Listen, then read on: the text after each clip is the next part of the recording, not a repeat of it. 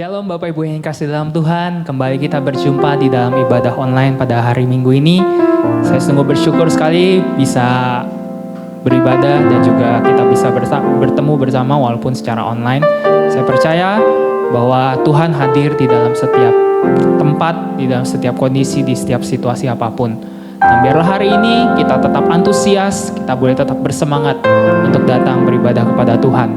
Mari saya undang kita boleh sama-sama untuk berdoa terlebih dahulu sebelum kita masuk di dalam pujian dan penyembahan.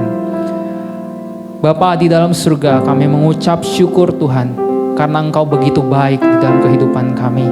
Terima kasih Tuhan untuk setiap berkat dan anugerah-Mu Tuhan di dalam kehidupan kami. Meskipun kami masih berada di dalam situasi pandemi COVID-19, tapi kami selalu percaya Tuhan, Engkau yang menjadi kekuatan kami, Engkau yang menjadi perlindungan kami, Engkau yang menjadi harapan kami Tuhan. Dimanapun Tuhan, apapun yang sedang kami alami hari ini, kami percaya Tuhan, ketika kami datang mencari Engkau, ketika kami datang untuk menyerahkan hidup kami Tuhan kepadamu, kami percaya, kami menyerahkannya kepada pribadi yang benar. Tuhan kiranya tolong kami, agar kami boleh senantiasa antusias dan juga bersuka cita di dalam ibadah pagi hari ini. Dan biarlah ya Tuhan sekali lagi, hanya nama Tuhan yang dipermuliakan di atas segalanya. Pimpin kami Tuhan yang melayani juga pada hari ini. Biarlah semuanya, biarlah kami boleh tetap memuliakan nama-Mu. Hanya di dalam nama Tuhan Yesus kami berdoa dan kami mengucap syukur. Amin. Haleluya. Shalom Bapak Ibu yang kasih dalam Tuhan. Mari kita boleh memuji Tuhan Allah kita. Kita percaya bahwa nama Dialah yang layak untuk dipuji. Terpujilah nama-Mu Tuhan. Kita boleh bertepuk tangan walaupun kita di rumah, tapi saya percaya semangatnya tetap ada bersama-sama kita semua hari ini. Haleluya.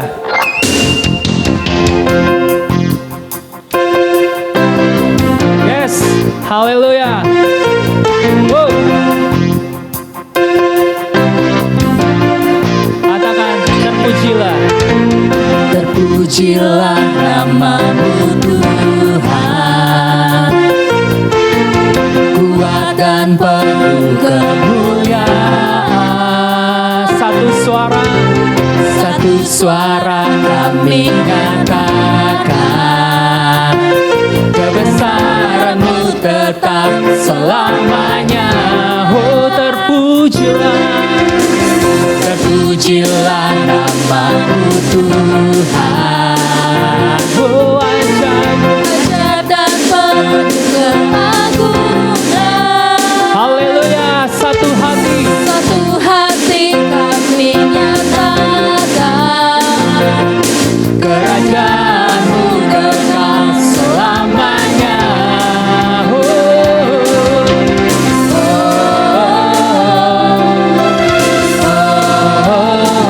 Engkaulah Raja atas dunia, Yang menghancurkan kutu dan membebaskan jiwa. Kami bersorak, bertepuk tangan. Engkau Tuhan berjaya Dan memerintah untuk selamanya. Haleluya, terpujilah nama-Mu Tuhan. Hey. Terpujilah nama-Mu Tuhan, kuat dan penuh kemuliaan. Satu suara kami nyatakan, kerajaan-Mu tetap selamanya. Oh Terpujilah nama-Mu Tuhan, ajaib dan penuh keagungan.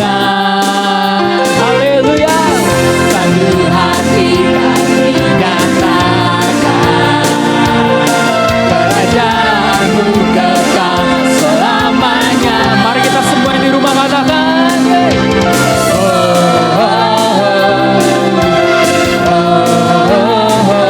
Engkaulah Raja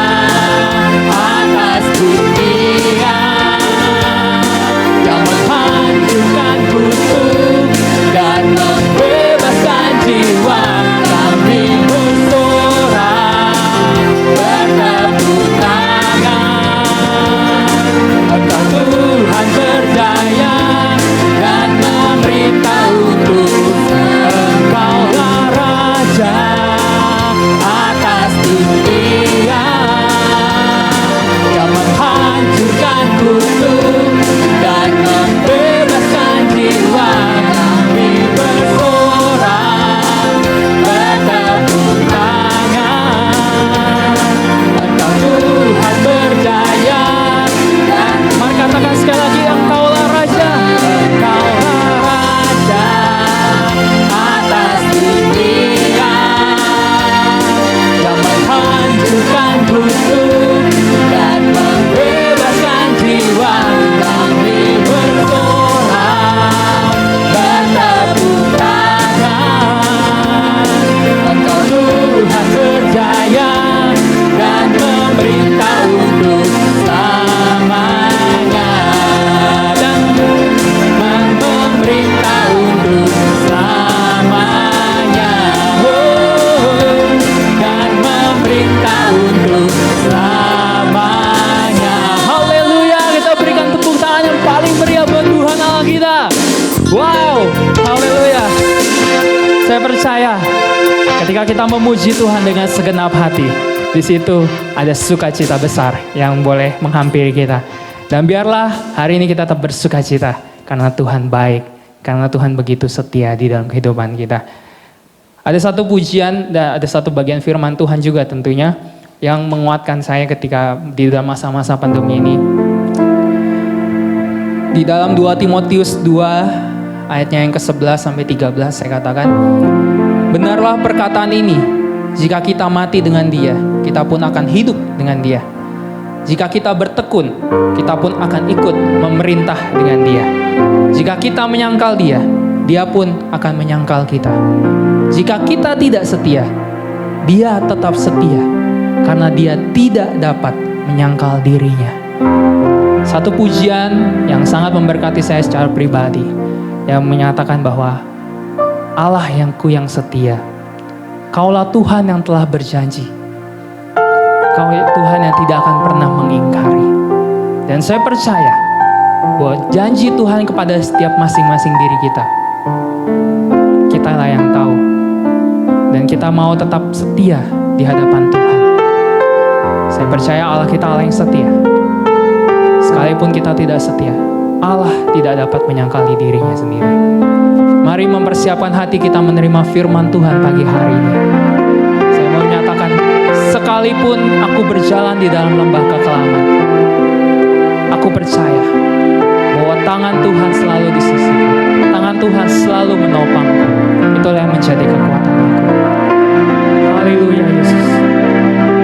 Terima kasih Tuhan.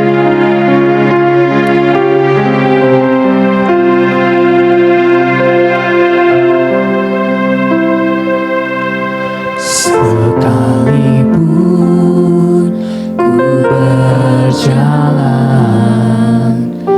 dalam lembah gelap, namun tangan-Mu selalu menopang hidupku. Saat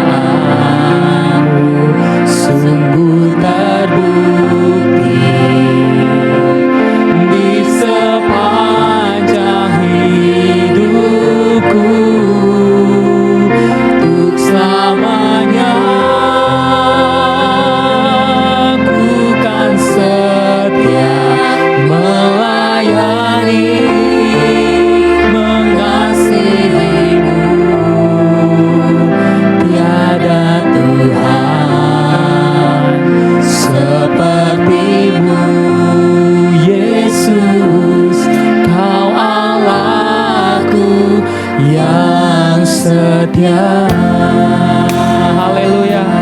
Mari kita imani pujian ini. Mari kita rasakan bahwa Allah yang begitu setia di dalam kehidupan kita. Sekalipun ku berjalan dalam lembah gelap, namun tanganmu selalu menopang hidupku. Saat ku dalam ketakutan, hadir di sisiku. Kau berkata, jangan takut, Kau beriku kemenangan. Kaulah Tuhan yang berjanji, tak sekalipun Kau ingkari kesetiaan. Sungguh terbukti di sepanjang hidupku, untuk selamanya ku kan setia melayani, mengasihimu. Tiada Tuhan sepertimu, Yesus. Kau Allahku yang setia. Mari sekali lagi jangan iman kita menyatakan Kaulah Tuhan. Kaulah Tuhan yang berjanji, tak sekalipun Kau ingkari kesetiaan. Sungguh terbukti di sepanjang hidupku, untuk selamanya ku kan setia melayani, mengasihimu. Tiada Tuhan sepertimu, Yesus. Kau Allahku yang setia. Tiada Tuhan, Tiada Tuhan sepertimu, Yesus. Kau Allahku yang setia. Tiada Tuhan sepertimu, Yesus. Kau Allahku yang setia.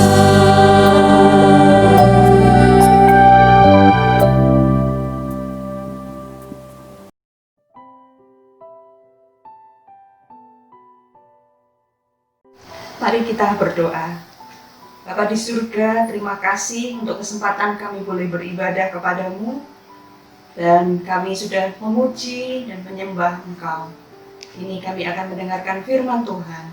Kiranya Roh Kudus yang berkarya di tengah pemberitaan firman-Mu, sehingga kami boleh memahami apa yang menjadi kehendak Tuhan bagi hidup kami secara pribadi maupun bagi keluarga dan rumah tangga kami. Kami menyambut firman-Mu di dalam nama Tuhan Yesus Kristus. Amin. Shalom Bapak Ibu saudara sekalian, jemaat GPPS Kampung Duri yang dikasihi Tuhan. Kita akan sama-sama mendengarkan firman Tuhan. Sebelum saya menyampaikan firman Tuhan, saya akan menyampaikan sebuah kisah. Ada keluarga yang bahagia dan ada keluarga yang tampak bahagia. Ada seorang suami yang dia dikenal memiliki pasangan yang sangat serasi, mereka rukun, terkenal bahagia. Dan usia pernikahannya sudah masuk ke 60 tahun. Sehingga orang-orang yang menjadi tetangganya menjadi takjub karena 60 tahun bagaimana dia bisa melewati pernikahan yang nampak bahagia dan harmonis. Nah, suami ini menceritakan kuncinya ada pada sebuah peristiwa 60 tahun yang lalu. Berarti adalah di awal mereka masuk dalam pernikahan. Yang kisahnya adalah seperti ini. Sang suami mengatakan suatu saat dia dengan istrinya sedang menikmati pemandangan di luar kota. Mereka sama-sama berkeliling dengan naik kuda. Sang istri yang suatu saat di dalam perjalanan dengan naik kuda itu tiba-tiba terjatuh dari kuda. Dia hanya berkata satu, kemudian dengan tetap tersenyum dia kembali naik ke punggung kuda dan melanjutkan perjalanan berikutnya. Tetapi yang terjadi adalah kuda itu tersandung. Akhirnya dia terjatuh untuk kedua kalinya dan dia berkata, 2. Sesaat kemudian dia sudah kembali di atas punggung kuda, dia menikmati perjalanan menuju ke villa tempat mereka menginap. Ternyata kuda ini kembali kakinya terpelecok dan jatuhlah sang istri ini. Tanpa banyak berkata, dia hanya mengatakan 3, kemudian dia mengambil sesuatu di dalam tasnya. Lalu dia menembakkan dengan senapan yang dikeluarkan dari tasnya, dia menembak kuda itu dan kuda itu langsung tumbang seketika. Sang suami yang ada di dekatnya menjadi terheran dan dia bertanya kepada istrinya, kenapa kamu melakukan itu? Bukankah ini kuda juga bukan milik kita?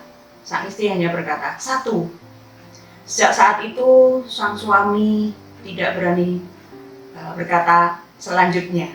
Nah, Bapak Ibu Saudara sekalian, ternyata kalau kita lihat dari peristiwa ini, kehidupan keluarga mereka yang tampak dari luar seperti bahagia, namun ternyata dari kisah yang diceritakan ini ada sebuah rahasia yang membuat mereka dari luar nampak rukun, tapi sebenarnya ada sebuah persoalan yang tidak terselesaikan.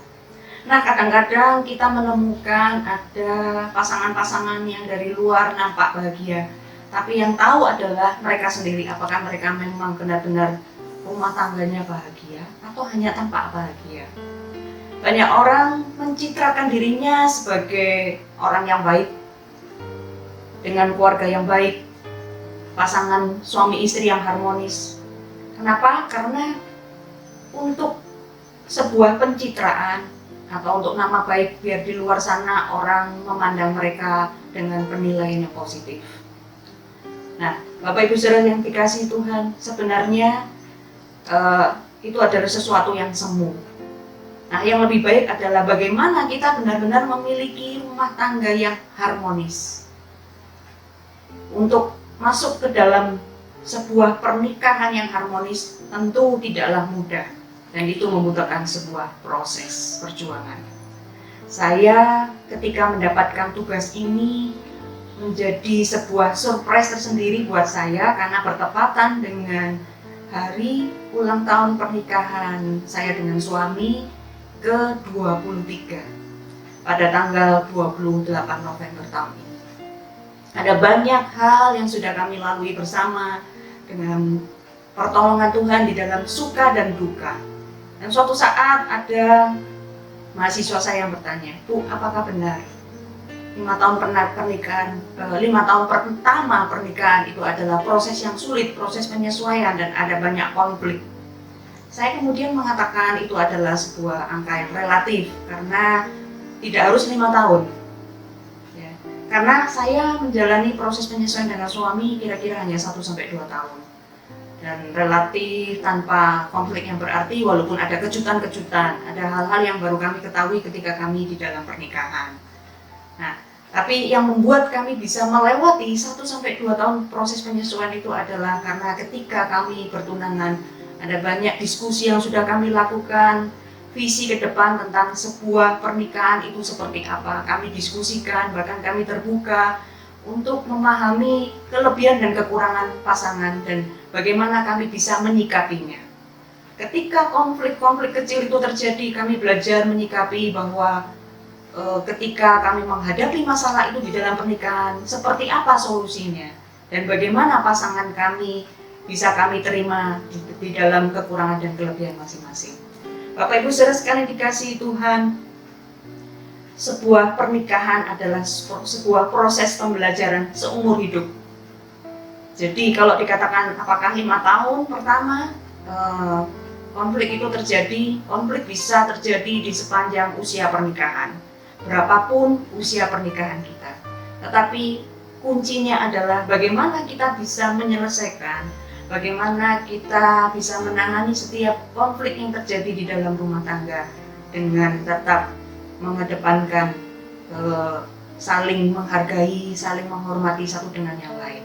Bapak Ibu Saudara sekalian dikasih Tuhan, ada seseorang yang kemudian pernah bertanya kepada saya, kalau Ibu Susan mau dilahirkan kembali, kepingin lahir di keluarga yang seperti apa?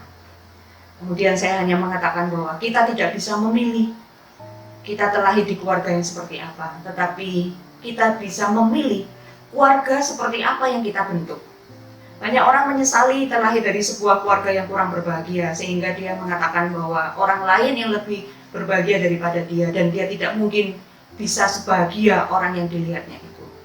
Namun sebenarnya kunci kebahagiaan itu adalah bagaimana kita yang menciptakan kebahagiaan itu. Nah, itu sebabnya kalau kita tahu bahwa keluarga itu adalah sebuah proses. Ketika kita masuk di dalam rumah tangga, bukan dengan sendirinya kita dapat seperti sebuah paket ya, hadiah.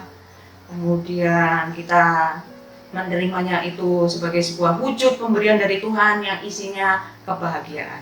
Memang Tuhan merancangkan rumah tangga keluarga-keluarga Kristen yang berbahagia, tetapi ada bagian dari kita yang harus kita lakukan. Jadi walaupun pasangan suami istri itu adalah orang-orang yang saleh, orang yang rohani, orang yang takut akan Tuhan, pernikahannya diberkati di gereja, bukan berarti langsung otomatis ketika mereka menikah langsung rumah tangganya bahagia.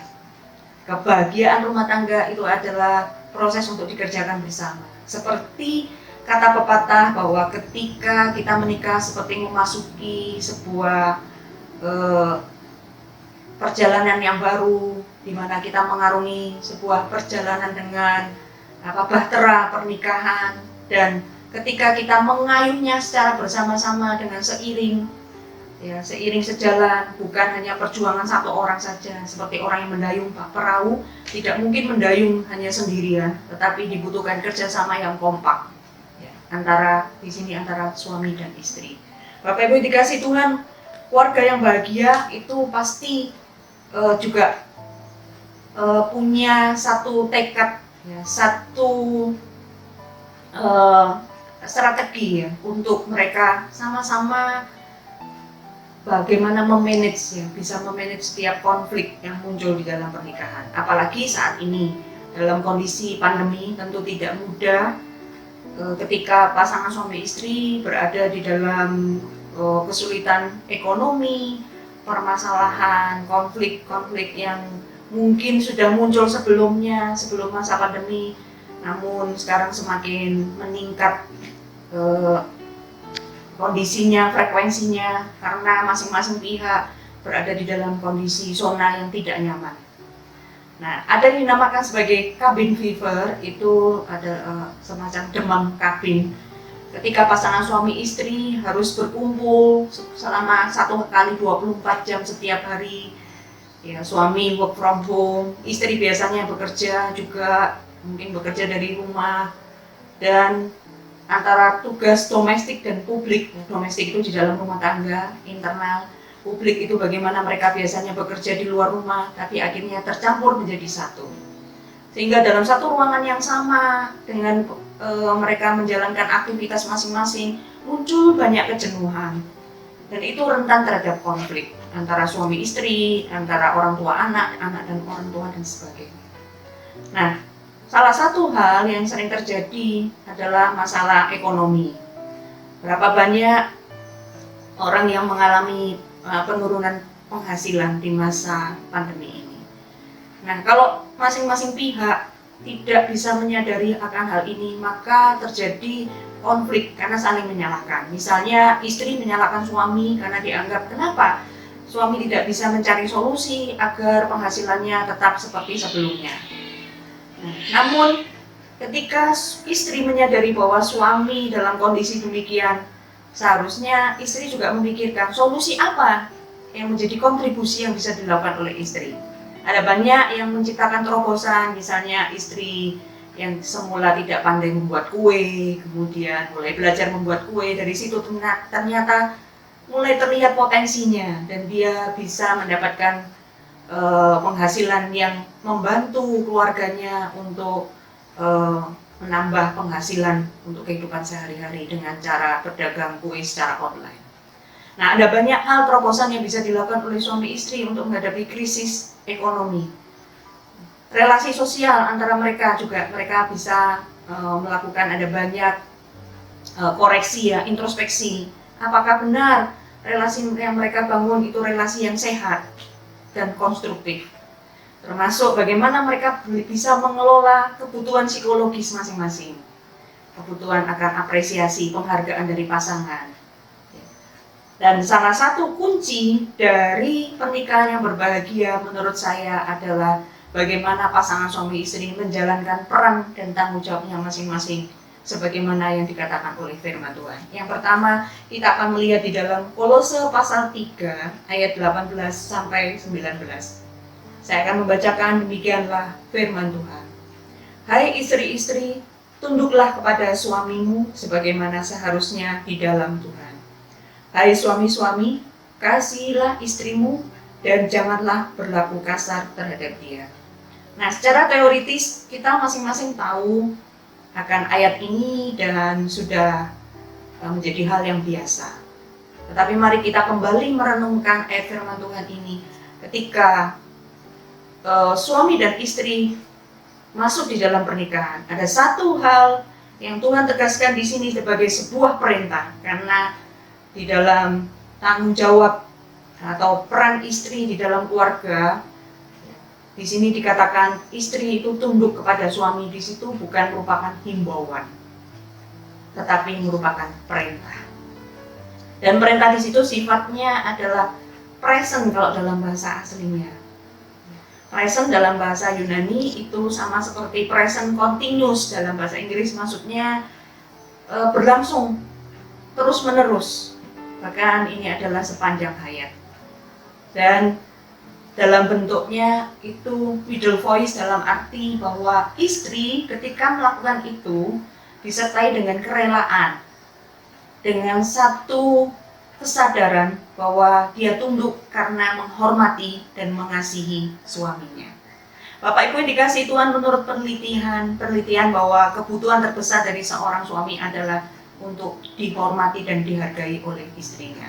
Bukan suami itu gila hormat, tidak, tetapi ini menjadi sebuah kebutuhan. Ketika seorang suami di luar sana dia punya peran di masyarakat, dia begitu dihargai, dihormati, punya posisi, menjadi orang yang terpandang.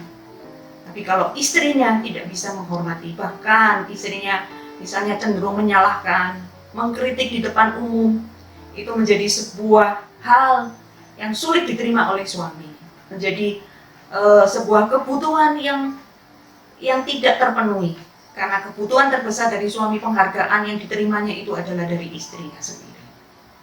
Dan yang kedua, ketika Tuhan memerintahkan di sini adalah kata hupotasso. Hupotasso itu dalam makna bahwa submit gitu ya, dalam arti apapun kondisi suami, keadaannya seperti apapun, istri itu tunduk kepada suami sebagai kepala dari rumah tangga. Dan kepala suami tentunya adalah Tuhan Yesus sebagai kepala keluarga. Nah, Bapak Ibu yang dikasihi Tuhan, sebaliknya suami punya tugas untuk mendapatkan perintah dari Tuhan untuk mengasihi istri. Itu sebabnya memakai kata agapate. Di situ mengasihi dengan kasih agape, kasih tak bersyarat. Dan itu adalah perintah yang wajib dilakukan oleh suami. Kenapa? Karena kebutuhan terbesar dari seorang istri adalah dikasihi. Ketika suami mengasihi istrinya sama seperti Kristus mengasihi jemaat, yaitu dengan rela berkorban dan tanpa syarat. Nah, kapan sebenarnya suami dan istri melakukan bagiannya masing-masing? Apakah menunggu satu pihak, misalnya sang istri menunggu ketika suaminya benar-benar menunjukkan kasihnya kepadanya, baru dia tunduk? Dan sebaliknya, apakah sang suami akan mengasihi istrinya terlebih dahulu, ataukah menunggu istri tunduk baru dia akan mengasihi istrinya? Nah, sebenarnya ketika firman Tuhan menyatakan hal ini adalah sebuah perintah yang harus dilakukan bersama-sama dan tanpa menunggu yang lain melakukan terlebih dahulu, tanpa syarat. Berarti harus dilakukan dengan kesadaran tanpa menunggu pihak yang lain melakukan bagiannya. Nah, kita melihat bahwa ada banyak keluarga di zaman ini mungkin kondisinya sudah terbalik. Mungkin sang istri sudah punya posisi di pekerjaan atau mendapatkan kedudukan yang lebih baik, atau dia lebih hebat daripada suaminya sehingga tidak lagi bisa tunduk kepada suami. Bapak Ibu, biar bagaimanapun, firman Tuhan ini tetap berlaku di sepanjang zaman. Di zaman sekarang pun, firman Tuhan ini tetap relevan. Itu sebabnya, biar bagaimanapun kondisi istri, ketika dia masuk di dalam pernikahan, maka dia berada di bawah kepemimpinan suami. Sekalipun istri misalnya di luar, di tempat pekerjaan sebagai pemimpin, tetapi jangan lupa, ketika masuk di dalam keluarga, kembali ke dalam keluarganya, maka dia adalah seorang istri yang tunduk dan menghormati suaminya. Nah, untuk tanggung jawab ini tentu bukan berarti ketika istri itu tunduk langsung suami itu semena-mena, tetapi karena atas dasar kasihnya kepada istrinya, maka suami berupaya untuk juga mengasihi dan menyenangkan istrinya. Bapak Ibu yang dikasihi Tuhan, ketika kita memutuskan untuk menikah dengan pasangan, tentu ingin punya kehidupan yang berbahagia. Tetapi kebahagiaan itu tentu tidak bisa kita secara egois, kita hanya ingin diri kita sendiri yang berbahagia. Kalau saya membaca sebuah buku mengatakan bahwa judulnya ini sangat ekstrim. Menikah sama dengan bunuh diri. Bukan bunuh diri, gantung diri dan sebagainya. Maksudnya ketika orang yang siap masuk di dalam pernikahan, maka dia harus siap untuk mematikan egonya, untuk dia belajar bagaimana membahagiakan pasangannya. Justru yang menjadi yang terutama adalah pasangannya dan bukan dia sendiri. Nah, ini yang menjadi satu kunci untuk pernikahan itu benar-benar harmonis. Yang pertama adalah tadi bahwa peran dan tanggung jawab suami dan istri itu perlu dihormati, perlu dijalankan bersama-sama, dihargai. Dan suami perlu dihargai, istri itu tunduk dan suami mengasihi istrinya. Yang kedua adalah faktor komunikasi.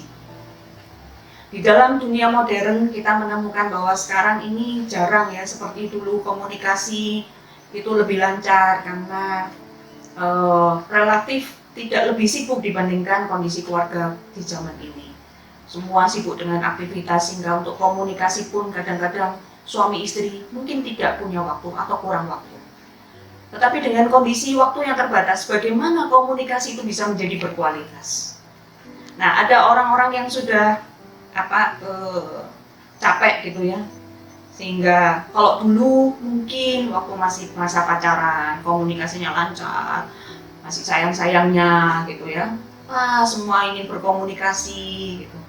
Tetapi ketika masuk dalam pernikahan ada yang cuma ngomongnya sepatah-sepatah, enggak ngerti, enggak tahu. Dan itu adalah kata-kata klise gitu kata-kata yang sembarangan diucapkan karena sudah malas berkomunikasi satu dengan yang lain. Nah, sebenarnya komunikasi ini tetap perlu terbangun. Karena apa? Kebutuhan suami istri itu mereka terdiri dari tubuh jiwa roh. Ya. Tubuh jiwa roh. Jadi kebutuhan suami dengan istri ketika secara roh, ya mereka disatukan bisa melalui ibadah bersama, melalui doa bersama. Kalau secara fisik melalui hubungan suami istri, tapi secara jiwa, kebutuhan jiwa itu bisa dilakukan melalui diskusi. Nah, diskusi itu bisa terjadi ketika suami istri komunikasinya lancar. Pertanyaannya, apakah memang benar suami istri itu masih lancar komunikasinya? Ada banyak rumah tangga yang mereka sudah saling mendiamkan, ya, saling berdiam diri. Ya, hanya apa? Hanya demi supaya tidak ramai, tidak mau ribut. Tetapi hati mereka sudah jauh. Nah, itu sebabnya komunikasi itu adalah satu hal yang penting, karena ketika riset mengatakan bahwa konflik dalam rumah tangga salah satu pemicunya sampai terjadinya konflik yang beragam, bahkan ada yang berujung sampai perceraian, itu ada yang dimulai dari komunikasi. Bahkan komunikasi menempati urutan, termasuk urutan yang tertinggi dari kepuasan pernikahan. Kepuasan pernikahan itu apa, Bapak Ibu? Jadi ketika ada sebuah survei yang melihat selama beberapa tahun seseorang itu menikah atau pasangan itu menikah, kemudian dievaluasi, mereka ditanya bagaimana, apakah mereka merasa bahagia, merasa puas dengan pernikahannya, merasa puas dengan pasangannya, atau ada hal yang mereka sendiri merasa tidak puas. Nah, itu dievaluasi. Dan salah satu pemicunya adalah komunikasi.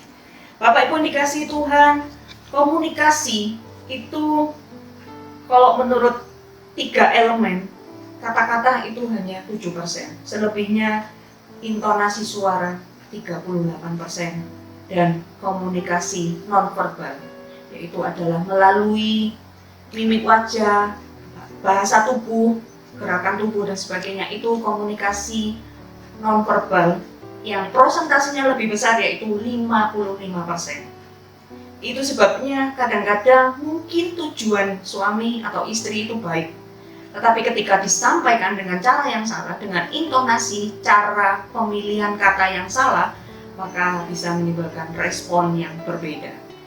Bapak Ibu yang dikasihi Tuhan, itu sebabnya kita perlu bagaimana berlatih komunikasi yang membangun, komunikasi yang asertif. Nah, komunikasi asertif itu adalah bagaimana komunikasi itu yang mengungkapkan perasaan diri sendiri secara jujur, ya, tapi tidak melukai pasangan. Nah, ini perlu dipelajari karena ada banyak orang yang mendiamkan masalah karena apa? Tidak mau rame, tidak mau ribut, ya sudah saya diamkan. Tapi itu seperti gunung es yang sekali waktu meledak karena ketika dia merepress, menekan perasaannya sendiri, ada unek-unek ya, ada hal yang di dalam hati mengganjal karena mungkin sikap atau perlakuan suami atau istri yang tidak pas, kemudian dia tidak berani menyampaikan sehingga itu dipendam, itu lama-lama seperti gunung es dan suatu saat bisa menjadi berbahaya, menjadi potensi konflik yang lebih besar di dalam rumah tangga tersebut. Nah, caranya bagaimana? Maka pasangan suami istri tadi ya, saya katakan bahwa perlu membangun komunikasi yang asertif. Asertif itu berpusat kepada I statement gitu ya, jangan biasanya kan kita kalau nggak setuju itu kita menuding, kamu sih. Misalnya ketika suami istri ini habis berdiskusi soal mendidik anak, kemudian sang istri tidak setuju ya, tidak setuju.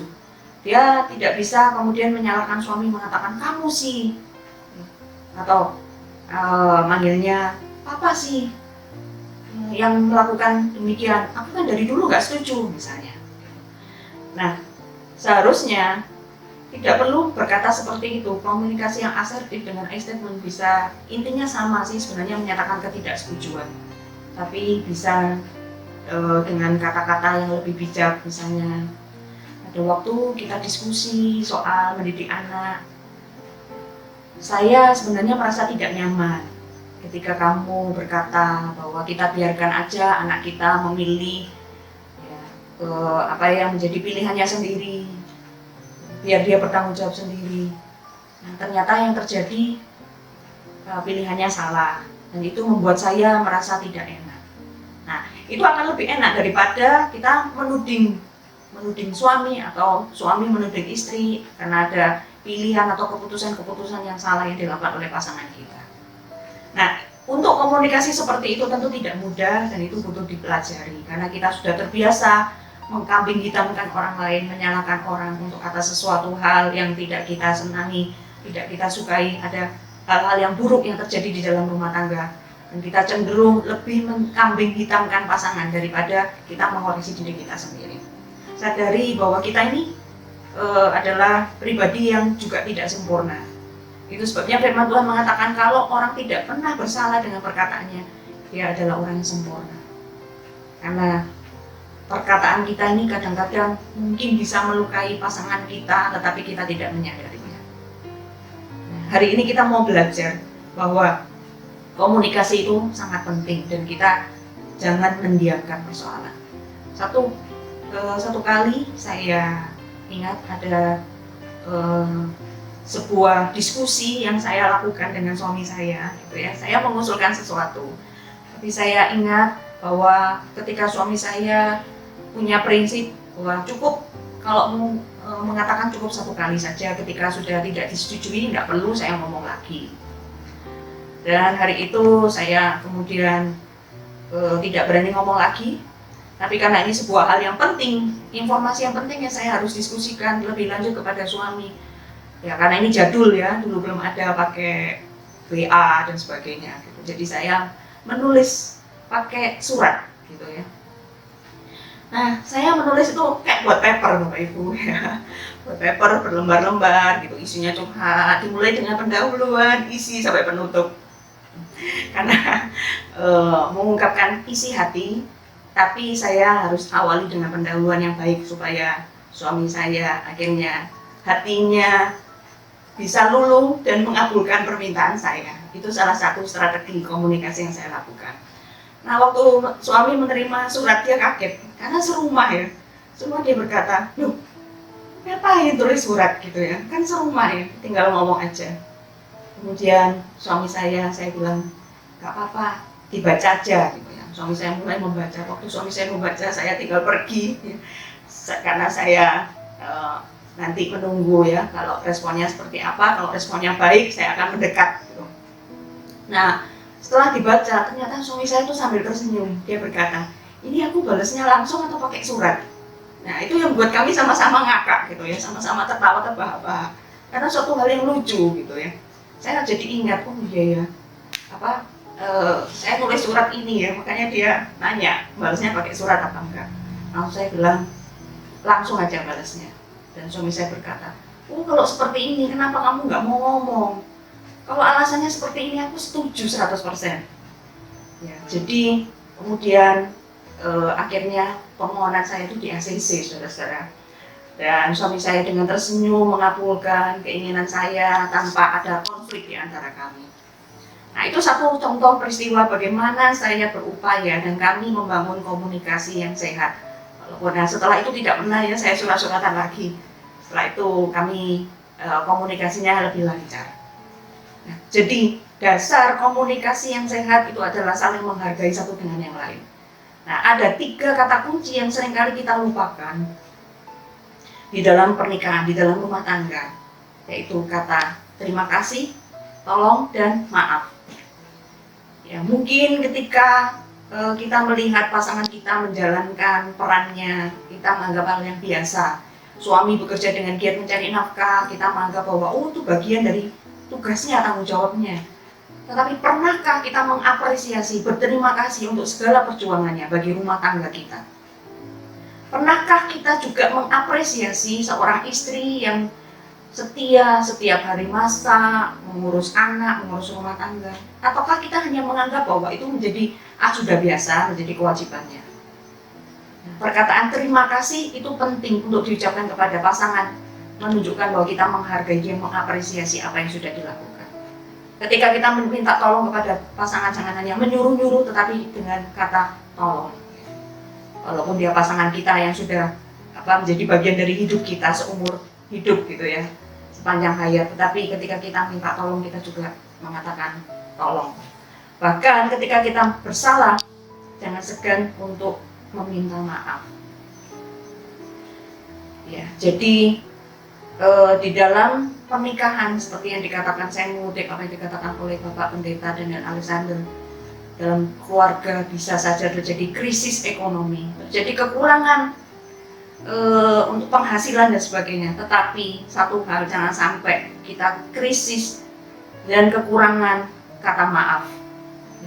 Memaafkan dan dimaafkan itu penting dalam pernikahan.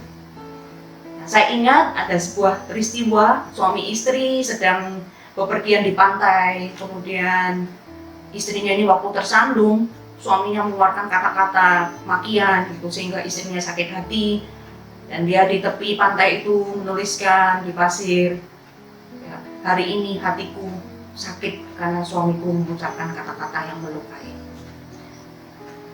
Tidak lama kemudian mereka sama-sama melanjutkan perjalanan, dan di tepi pantai itu mereka menikmati air, bermain-main air. Akhirnya mereka berenang, ya, bermain di tepi pantai itu. Tiba-tiba sang istri hampir saja hanyut, ya, tenggelam, karena ternyata tidak biasa berenang, apalagi ini di tepi pantai. Suaminya dengan sigap menolong dia sehingga dia tidak sampai tenggelam. Lalu suami istri ini kemudian menuliskan di atas batu, dia berkata, hari ini suamiku sudah menyelamatkan nyawaku. Aku tidak tenggelam karena suamiku menolong aku. Sang suami kemudian bertanya, kenapa kamu menuliskan tadi rasa luka di hatimu di pasir, tapi ketika aku menolongmu kamu menuliskan di atas batu? Istrinya berkata bahwa aku menuliskan di pasir karena ketika angin maaf itu berhembus, maka pasir itu akan menghapus tulisan itu, dan di mana hatiku yang terluka akan sembuh dan aku memaafkan engkau. Engkau melakukan sesuatu hal yang baik, maka aku akan terus mengukirnya di batu di loh hatiku untuk mengingat semua kebaikanmu kepadaku. Nah, peristiwa ini menjadi satu catatan penting dalam hidup kita. Sudahkah kita mengingat hal-hal positif dari pasangan kita, ataukah kita lebih cenderung mengingat atau melihat aspek-aspek negatif dari pasangan kita? Untuk menjadi sebuah rumah tangga yang harmonis, kita seharusnya mengingat bagaimana proses perjuangan untuk kita masuk di dalam rumah tangga. Dulu ketika masa pacaran, kita memutuskan untuk memilih dia menjadi pasangan kita karena kita melihat hal-hal positif yang dimiliki oleh pasangan kita. Itu sebabnya ketika saya di dalam konseling pernikahan, ya, konseling keluarga, saya akan mengingatkan kembali pasangan-pasangan, apalagi pasangan yang pada waktu pranikah, konselingnya dengan kami yang mementori. Dengan mudah saya akan kembali mengingatkan ketika mereka pernah mengisi kuesioner, sebutkan kebaikan, hal-hal positif dari pasanganmu yang membuat kamu memilih dia, kamu jatuh cinta kepadanya dan memutuskan untuk menikah dengan dia. Kemudian waktu itu saya hanya minta menyebutkan, cuma kasih kolom misalnya cuma 5, pasangan-pasangan itu bisa menuliskan lebih dari 5, bahkan kertasnya mungkin nggak cukup karena ada begitu banyak kebaikan dari pasangan yang bisa dituliskan di sana. Tetapi ketika masuk di dalam pernikahan, apakah itu semua masih diingat ataukah hal-hal yang buruk saja yang diingat? Nah, padahal ketika kita mengingat kembali kasih yang mula-mula di mana kita jatuh cinta kepada pasangan kita, maka kita ingat kembali bagaimana proses komitmen yang kita putuskan bahwa oh ya, aku dengan dia, aku akan mengambil keputusan untuk dengannya seumur hidup. Karena rumah tangga Kristen itu sekali seumur hidup, dan point of no return, tidak bisa coba-coba, tidak bisa balik lagi. Oh, salah milih, ya sudah, kita sampai di sini saja. Oh, kehendak Tuhan, kita sampai di sini selesai. Tapi bagaimana ketika kita berkomitmen dengan pasangan kita, kita memutuskan hari di mana kita masuk di dalam rumah tangga, maka kita memutuskan kita akan menghabiskan seumur hidup kita bersama dengan dia. Itu sebabnya ketika di dalam konseling pernikahan saya akan tanyakan sekali lagi, walaupun mereka sudah berapa kali mereka dikonseling gitu ya, saya akan tanyakan bagaimana, siap nggak dengan ini? dengan pasanganmu ini, kamu akan menghabiskan waktumu bukan hanya sehari 2 hari loh, bukan hanya setahun 2 tahun, tapi sepanjang hayat. Sanggup nggak? Dan kalau kita mengatakan sanggup, kita berkomitmen apapun kondisinya, dengan segala kekurangannya yang kita sanggup terima, maka keputusan itu harus tetap kita pegang teguh selama kita sepanjang kita hidup, untuk berkomitmen dengan dia, untuk setia, bahkan untuk sama-sama memperjuangkan visi rumah tangga yang harmonis dan berbahagia. Nah, keluarga yang dimulai dari pasangan suami istri yang rukun, bukan berarti tidak pernah ada konflik ya, di mana mereka bisa saling memaafkan, maka itu menjadi role model bagi anak. Anak-anak akan melihat bagaimana orang tuanya di tengah keterbatasan yang dimiliki, mereka bisa mengasihi dan mereka saling memaafkan.